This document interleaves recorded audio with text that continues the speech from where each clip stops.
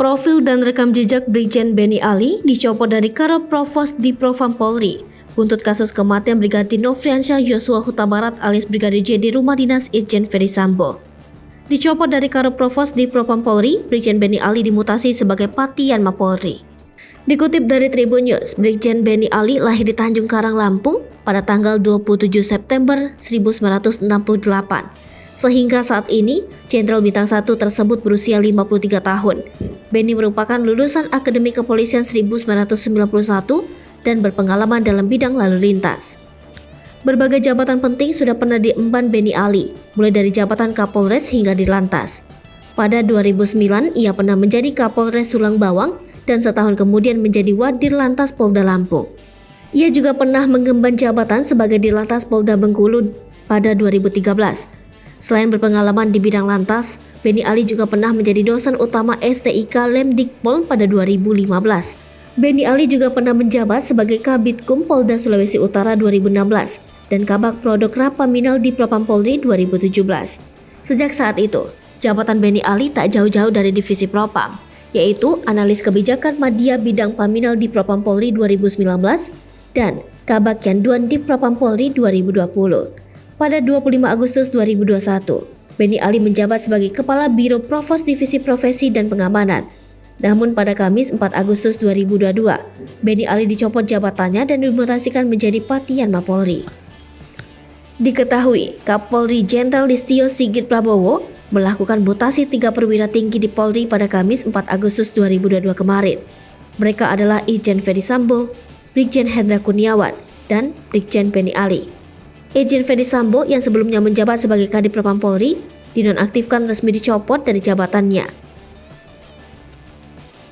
Brigjen Benny Ali dimutasi ke tempat pembuangan.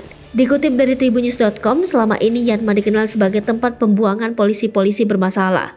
Yanma atau pelayanan markas adalah unsur pelayanan yang bertugas menyelenggarakan fungsi pembinaan dan pelayanan umum dan urusan dalam lingkungan Mabes Polri, khususnya menyangkut fasilitas markas. Yanma tak hanya ada di Mabes Polri, tapi juga di tingkat Polda dan Polres. Yanma di Mabes Polri berada di bawah Kapolri, sedangkan di tingkat kepolisian daerah disebut Yanma Polda dan berada di bawah Kapolda. Secara umum, Yanma Polri memiliki 5 fungsi, tapi pada praktiknya anggota Yanma bertugas mengurus hal-hal receh yang mungkin tak ada hubungannya langsung dengan tugas polisi. Misalnya, mengurus kebersihan dan pintu masuk markas. Personil Yanma juga bertugas melayani masyarakat yang datang ke kantor polisi, entah untuk mengurus surat kehilangan atau keperluan lain. Para personil Yanma juga bertugas mengatur parkiran, mengadakan sound system untuk acara-acara di markas. Mereka yang menyimpan berbagai alat musik dan memainkan alat musik ketika upacara atau penyambutan pejabat baru. Tugas lainnya personil Yanma adalah memperbaiki saluran air yang rusak, listrik, dan sebagainya.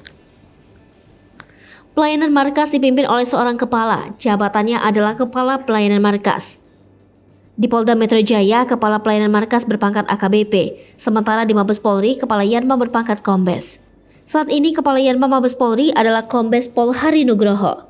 Ulang, karena dikenal sebagai tempat pembuangan polisi bermasalah, tidak heran jika Kepala Yanma membawahi anak buahnya yang sebenarnya berpangkat sama atau lebih tinggi darinya. Peran Brigjen Benny dalam kasus Brigadir J. Kuasa hukum Brigadir J, Kamarudin Simanjuntak mengungkap peran dari Brigjen Benny Ali saat menjabat Karoprovos Divisi Humas Polri dalam kasus Brigadir J.